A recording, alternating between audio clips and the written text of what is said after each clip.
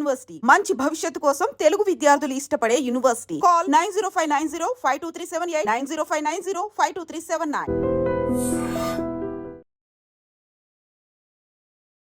నమస్తే, welcome back to IT media. నేను మీ ఝాన్సీ. మన ఆయుర్వేదం ప్రోగ్రామ్కి అందరికీ స్వాగతం. జనరల్గా షుగర్ తినద్దు అని చెప్తూ ఉంటారు కదా. మనం షుగర్ తినద్దు అన్నప్పుడు సరే ఆల్టర్నేటివ్ ఏంటి, బెల్లం తినొచ్చు అని చెప్పి బెల్లంకి వెళ్ళిపోతాం. ఇప్పుడు ఆ బెల్లం కూడా షుగరీ బెల్లం వస్తుంది, అంటే పంచదార బెల్లం వస్తుంది. మనం బెల్లం వేసుకున్నా కానీ టేస్ట్ అరే ఇదేంటి పంచదార వేసినట్టు అనిపిస్తుంది అని చాలామంది చాలాసార్లు ఫీల్ అయి ఉంటారు. ఇప్పుడు తాటి బెల్లం అని ఉంటుంది, మనకి కుందులు బెల్లం అని ఉంటుంది. ఇప్పుడైతే మొత్తం ఒకటే వస్తుంది, 1 కేజీ పెద్ద పెద్ద ఇంత పెద్ద బెల్లాలు వస్తుంటాయి కదా. అందులో అసలు ఒరిజినల్ ఏది, మన ఆరోగ్యానికి ఏది మంచిది, అసలు ఇప్పుడు మనం ఒకటి కొనే ముందు ఇది ఒరిజినల్ బెల్లం అని మనకి ఎలా తెలుస్తుంది, ఈ విషయం తెలుసుకుందాం. ప్రస్తుతం అంతా ఉన్నారు వంటింటి చిట్కాలకు కేర్ ఆఫ్ అడ్రస్ అయిన మధుసూదన్ శర్మ గారు. నమస్తే సార్. నమస్తే. ఎలా ఉన్నారు సార్? బాగున్నాను సార్. అన్నిట్లో కల్లా అంటే నాకున్న నాలెడ్జ్ ప్రకారం తాటి బెల్లం అనేది మంచిది అంటుంటారు కదా. నార్మల్గా మనం బయట వెళ్తున్నప్పుడు కూడా రోడ్ సైడ్స్ పెడుతూ ఉంటారు, కొంచెం డార్క్ కలర్లో ఉంటుంది, కాఫీ కలర్ ఇలా నా డ్రెస్ కలర్లో అలా కనిపిస్తూ ఉంటుంది. బట్ అది ఇంటికి తీసుకెళ్ళిన తర్వాత కూడా ఇది ఒరిజినల్ కాదని చెప్తూ ఉంటారు ఇంట్లో అమ్మమ్మలు కానీ లేదా పెద్దవాళ్ళు ఎవరైనా ఉన్నప్పుడు. అసలు ఒరిజినల్ బెల్లం అంటే ఎలా ఉంటుంది? అంటే యాక్చువల్గా అమ్మా తాటి బెల్లం వేరు, చెరుకు నుంచి తయారు చేసేటువంటి బెల్లం వేరమ్మా. ఓహో, తాటి బెల్లం చెరుకు నుంచి చేయరా? కాదమ్మా, తాటి చెట్ల నుంచి తయారు చేస్తారమ్మా. అది ఓ జాగరి, మనం ఏదైతే చెప్తున్నామో ఈ చెరుకు రసం అంటే షుగర్ కేన్ జాగరి అని, తర్వాత పామ్ జాగరి అని ఉంటాయమ్మా. సో పామ్ జాగరి అంటే తాటి బెల్లం. మనకు సర్వసాధారణంగా మనం దారిలో పోయేటప్పుడు కింద పెట్టుకొని అమ్ముతుంటారు అక్కడక్కడ ఉన్న ప్రాంతాల్లో. సో కొన్ని షాపులో కూడా దొరుకుతుంటుంది. అది తాటి బెల్లం వాళ్ళ మీద. ఎలా చేస్తారు సార్ తాటి బెల్లం అంటే? చెప్తానమ్మా. ఈ తాటి బెల్లాన్ని ఎలా తయారు చేస్తారంటే మా తాటి చెట్టుకి ఒక చిన్న కాటులాగా పెట్టేస్తారమ్మా. కాటులాగా పెట్టేసేసి కుండను కట్టేస్తారు. ఆ కుండను కట్టేసేసరికి అందులో ఉన్నటువంటి ఆ తాటి చెట్టు నుంచి ఒక స్రావం, నీటి లాంటి స్రావం అంతా ఆ లోపల డిపాజిట్ అయిపోతుంది. తాటి కల్లు అదేమ్మా. యాక్చువల్గా ఏమంటే దాన్ని నీరా అంటారమ్మా. నీరా దాని పేరు. సో ఇదేంటంటే మా నీరా ఒక కొన్ని గంటలు ఆగేసరికి పులిసిపోయేసరికి కల్లులాగా తయారైపోతుంది. సో నీరా, పులిసినటువంటి నీరానే కళ్ళు అంటారమ్మా. తాటి కళ్ళు అని చెప్తుంటారు అమ్మా. సో కాబట్టి ఏమంటే అట్లా పులవకుండా ఉండేదానికి ఏం చేస్తారంటే మా వీళ్ళు సున్నం ఉంది కదమ్మా, ఆ కుండను కట్టేటప్పుడే సున్నం తీసుకొని సున్నం నీటితో కుండ లోపలి భాగం అంతా బాగా పూసేసేసి ఆరబెట్టిన తర్వాత అలాంటిది ఆ కుండనే దానికి కడతారనమాట. సో కట్టేసి తాటి చెట్టు ఘాటు పెట్టేసేసి కొన్ని గంటలు అలా ఉంచేస్తే క్రమక్రమంగా అందులో ఉన్నటువంటి నీటి లాంటి పదార్థం అంతా అందులో డిపాజిట్ అవుతుందమ్మా. సో ఈ సున్నం ఉంది కాబట్టి కొన్ని గంటల పాటు కూడా పులవదన్నమాట, లేకపోతే చాలా త్వరగా పులిసిపోతుంది. పులిసిపోయేసరికి కళ్ళు అంటారమ్మా. అది మళ్ళీ ఏదో కొద్దో గొప్ప అయితే ఆరోగ్యానికి ఉపయోగపడుతుంది తప్ప ఆరోగ్యానికి కూడా మంచిది కదమ్మా. వైద్యులు కూడా అలాంటిది సూచించరు. సో నీరు అయితే మంచిదమ్మా. సో ఆ విధంగా సేకరించినటువంటి నీరాని వీళ్ళు ఏం చేస్తారంటే మా కిందికి దించేసేసి కొన్ని గంటల సేపు బాగా మరిగిచ్చేసేస్తారనమాట. అంటే ఫర్ ఎగ్జాంపుల్ 7.5 లీటరు నీరా తీసుకుంటే 1 కేజీ తాటి బెల్లం తయారవుతుందమ్మా. సో ఆలోచన చేయండమ్మా ఎంత దానికి కష్టం ఉందో. సో 1 కేజీ తాటి బెల్లం మనం తీసుకున్నామంటే దాదాపు 7 లీటర్లు 8 లీటర్లు నీరా ఉడకబెడితే కానీ తయారు కదమ్మా. మరిగిచ్చేస్తే కానీ మనకు ఆ ప్రోడక్ట్ రాదనమాట. సో ఇది తయారు చేసేటప్పుడు కూడా ఏం చేస్తారంటే మా బాగా తయారు కావాలి, ఎక్కువ నిల్వ ఉండాలి, దీని యొక్క ఔషధ గుణాలు బాగుండాలి, శక్తివంతంగా పనిచేయాలన్నటువంటి కాన్సెప్ట్తో పూర్వకాలం నుంచి కూడా మా ఇందులో ఆముదపు గింజలు, కొబ్బరి నూనె ఇలాంటి న్యాచురల్ వే కలిపేసేసి మరిగిచ్చేస్తారమ్మా.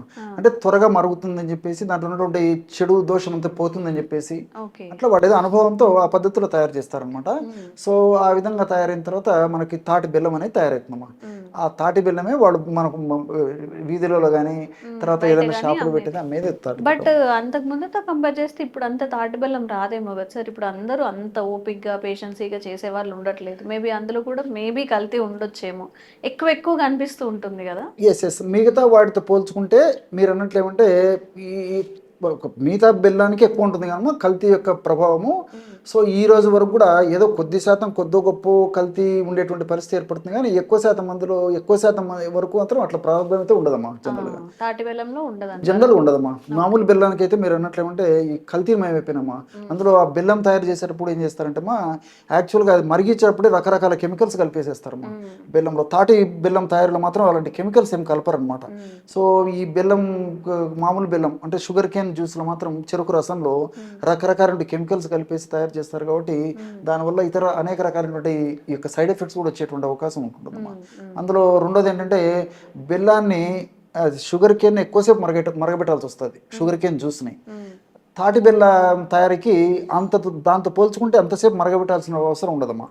అది కూడా అక్కడ మనం గమనించాలి. ఓకే. సో ఇప్పుడు తాటి బెల్లంలో కూడా మంచిది ఏది, ఒరిజినల్ ఏది అనేది ఎలా తెలుస్తుంది? కొనేప్పుడు మనం ఎలా చెక్ చేయాలి?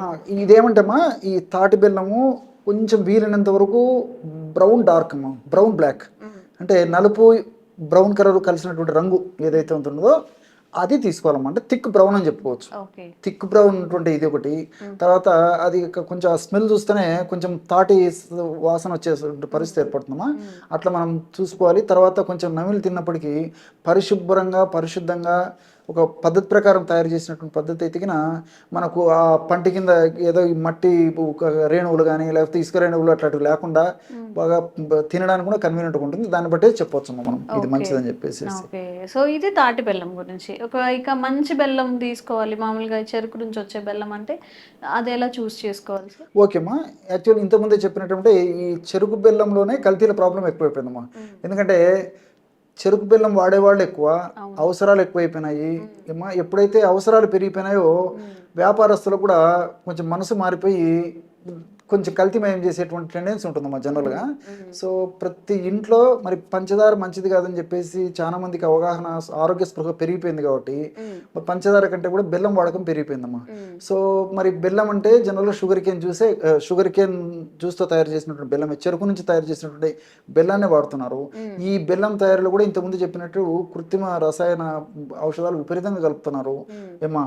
దీనివల్ల ఏమంటే రెండవది ఏంటంటే మనం చూసేటప్పుడు చాలా షైనీగా ఉండి అట్రాక్టివ్గా ఉండి పసుపు వర్ణం అంటే ఇంచుమించు గోల్డెన్ కలర్ ఉన్నటువంటి బెల్లం మంచిది అనుకుంటామా.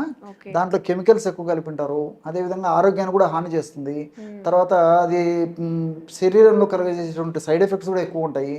కాబట్టి మనం బెల్లం సెలెక్ట్ చేసుకోవాలంటే మన పరిధిలో మళ్ళీ ల్యాబ్ అనాలిసిస్లో కొన్ని ప్రక్రియల ద్వారా ఇది మంచి బెల్లమా లేకపోతే కల్తీ బెల్లమా అనేది చెప్పుకోవచ్చు. కానీ సామాన్య కుటుంబాల్లో సాధారణంగా నిత్య జీవితంలో మనం వాడేటువంటి బెల్లంలో ప్రతిసారి మనం పరీక్ష చేసుకోలేము కదమ్మా. బెల్లాన్ని పరీక్ష చేసి ఇది ఒరిజినల్లా కాదనేది చెప్పుకోవడం కష్టం కాబట్టి మనం సూచాయప్రాయంగా మనకి ఎట్లా తెలుస్తుందంటేమా, నేను చెప్పినటువంటి పద్ధతులు ఏమంటే బెల్లము కలర్ కూడా ఎట్లా ఉండాలంటేమా బ్రౌన్గా ఉండాలమ్మా. బ్రౌన్ కలర్ ఉండాలి. తర్వాత మంచి వాసన ఉండేటువంటి పరిస్థితి ఉండాలి. తర్వాత ఆ బెల్లం కూడా పొడి ఉండకూడదమ్మా. పొడి ఉండకూడదమ్మా. కొంచెం తడి ఉన్నటువంటి బెల్లం అయితే మంచిది. సో ఈ బెల్లము మనకి ఇప్పుడు మార్కెట్లో కూడా దొరుకుతుందమ్మా. సో ఈ యొక్క నాలెడ్జ్ని కొంచెం మనం ఉపయోగించి అలాంటి బెల్లాన్ని తీసుకుంటే సరిపోతుంది. కానీ ఏదో షైనింగ్ బాగుంది, ఈజీగా పొడి అయిపోతుంది, మంచి వాసన వస్తుంది, అట్లే ఏదో గోల్డెన్ కలర్ ఉంది, కలర్ బాగుంది, అట్రాక్టివ్ ఉంది, మనం వంటకాల తయారీలో చేసేసరికి బ్రహ్మాండంగా ఫుడ్ కూడా తయారవుతుంది అనేటువంటి కాన్సెప్ట్ లేకుండా నేను చెప్పినటువంటి పద్ధతిలో మంచి బెల్లాన్ని చూస్ చేసుకుని వాడుకోవచ్చు. ఓకే సార్, మళ్ళీ బెల్లం అన్నప్పుడు చాలా డౌట్స్ వస్తాయి. ఎవరెవరు వాడుకోవచ్చు? షుగర్ తినకూడదు, షుగర్ ఉన్న వాళ్ళు పంచదార తినకూడదు అంటూ ఉంటారు కదా. బెల్లం కూడా తినకూడదా? తాటి బెల్లం కూడా తినకూడదా? ఎవరు తినచ్చు, ఎవరు తినకూడదు? చాలా మంచి ప్రశ్న అమ్మా. నిజంగా ఈ వీడియో చూసేసరికి చాలా మందికి డౌట్ వచ్చి ఉంటుందమ్మా. చెప్పారు ఎవరు తినొచ్చు ఎవరు తినకూడదు. తాటి బెల్లం అన్నారు కదా, మేము తినచ్చేమో అనుకుంటారు షుగర్ పేషెంట్స్, మరి వాళ్ళు తినచ్చా? ఎగ్జాక్ట్లీ, చాలా మంచి ప్రశ్న వేశారమ్మా. యాక్చువల్గా ఏంటంటే బెల్లాల్లో ఇప్పుడు పంచదార అయితే వదిలేసేయండి, పంచదార మంచిది కాదు, ఏమాత్రం ఆరోగ్యానికి ఉపయోగపడదు, క్యాలరీస్ తప్ప పోషకాలు ఉండవు. సో పంచదారని కాసేపు అలా పక్కన పెడితే బెల్లాన్ని గురించి మనం కాన్సన్ట్రేటెడ్గా కేర్గా ఫోకస్గా మాట్లాడుకున్నట్లయితే, సో ఈ యొక్క చెరుకు రసం నుంచి తీసినటువంటి బెల్లంలో సుక్రోజ్ ఎక్కువ ఉంటుందమ్మా. సో ఈ గ్లూకోజ్ ఎక్కువ ఉంటుంది. సో ఇవన్నీ ఏమంటే ఇమ్మీడియట్గా బ్లడ్లో కలిసిపోయి షుగర్ లెవెల్స్ పెరిగిపోతాయి. సో తాటి బెల్లంలో ఫ్రక్టోజ్ ఎక్కువ ఉంటుందమ్మా దాంతో పోల్చుకుంటే. సో ఈ ఫ్రక్టోజ్ షుగర్ ఇవన్నీ షుగర్సేమ్మా. ఫ్రక్టోజ్ అనేది కూడా ఒక షుగర్. సో ఈ తాటి బెల్లంలో ఈ ఫ్రక్టోజ్ అనేటువంటి షుగర్ ఉంటుంది అనమాట. సో ఇదేం చేస్తుందంటే వెంటనే బ్లడ్లో కలవదమ్మా. సో లివర్లోకి పోయేసేసి లివర్లో కొన్ని మార్పులు అయిన తర్వాత అది మళ్ళీ షుగర్ రూపంలో బ్లడ్లోకి వచ్చి కలుస్తుంది కాబట్టి టైం తీసుకుంటుంది అనమాట. సో ఇమ్మీడియట్ పెరగకుండా ఉంటుంది. సో అందుకే దాంతో పోల్చుకుంటే షుగర్ వ్యాధిగ్రస్తులకు తాటి బెల్లం మేలని చెప్పి చెప్తుంటారు అనమాట. అట్లని చెప్పేసి ఏదో కేజీకి తినమని చెప్పేసి సలహాలు ఇవ్వరమ్మా. సో వాళ్ళకు మంచిది కూడా కొన్ని పరిమితులకు లోబడి తీసుకోవడం వల్ల మంచిది. Okay. ఎలాంటి పరిమితులు అంటే మా ఈ షుగర్ ఉందా లేదా 3 నెలల సగటు మనం తెలుసుకోవచ్చమ్మా. 3 నెలల షుగర్ సగటు HbA1c అని టెస్ట్ చేస్తారమ్మా. ఓకే. HbA1c అనేటువంటి టెస్టులో షుగర్ లెవెల్స్ 7 నుంచి 8 లోపు ఉన్నటువంటి వాళ్ళకైతే ఏమో కొద్దో గొప్ప తాటి బెల్లం వాడుకోవచ్చు. ఓకే. సో అలా కాకుండా మరి 7 కంటే తక్కువ అంటే 6 నుంచి 6.5, 7 ఆ మధ్యలో ఉన్నటువంటి వాళ్ళైతే చెరుకు బెల్లం కొద్ది గొప్ప వాడుకోవచ్చు అమ్మా. సో నేను చెప్పినటువంటి పద్ధతులు ఉన్నట్లయితే మరి తాటి బెల్లం వాడుకోవడం మంచిది. అది కూడా ఎప్పుడో ఒకసారి వాడుకోవడం వల్ల ఇబ్బంది లేదు. ఇన్సులిన్ వాడేటువంటి వాళ్ళు, అదేవిధంగా షుగర్ కంట్రోల్లో లేనటువంటి వాళ్ళు, వీళ్ళైతే మాత్రం అది తాటి బెల్లం కావచ్చు, లేకపోతే చెరుకు రసంతో చేసినటువంటి బెల్లం కావచ్చు, ఏ బెల్లం కూడా మంచిది కదమ్మా. అది కంట్రోల్లో ఉన్నప్పుడైతే కాస్త కూస్తో ఎప్పుడో ఒకసారి ఈ యొక్క పద్ధతిలో వాడుకోవడం వల్ల, ముఖ్యంగా తాటి బెల్లం అమ్మా ఇబ్బంది ఉండదు. కానీ మరి HbA1c లెవెల్స్ 8 దాటినటువంటి వాళ్ళకైతే ఈ ఎలాంటి బెల్లాలు కూడా ఆరోగ్యదాయకం కాదు, క్షేమదాయకం కాదు, ఆరోగ్యదాయకం అంతకన్నా కాదమ్మా, ఆమోదయోగ్యం అంతకన్నా కాదు. ఓకే. సో మీ క్వశ్చన్స్కి ఆన్సర్ వచ్చిందని నేను అనుకుంటున్నాను. ఎప్పుడైనా షుగర్ ఉన్నప్పుడు ఎలాంటి టైప్స్ షుగర్స్ అయినా ఇంటేక్ అనేది చాలా తక్కువగా ఉండాలి. అండ్ వీడియో పూర్తిగా చూడండి, మీకు ఏది అప్లికబుల్ అవుతుందో తెచ్చుకొని యూస్ చేసుకోండి. అండ్ సార్ చెప్పిన కంటెంట్లో కూడా ఏది మనం చూస్ చేసుకోవాలి, ఎందుకు చూస్ చేసుకోవాలి చాలా వివరంగా చెప్పారు కాబట్టి యూస్ఫుల్ అవుతుంది. Thank you sir. Sir, one life lesson what medicine has taught you. Whatever you can do without expecting.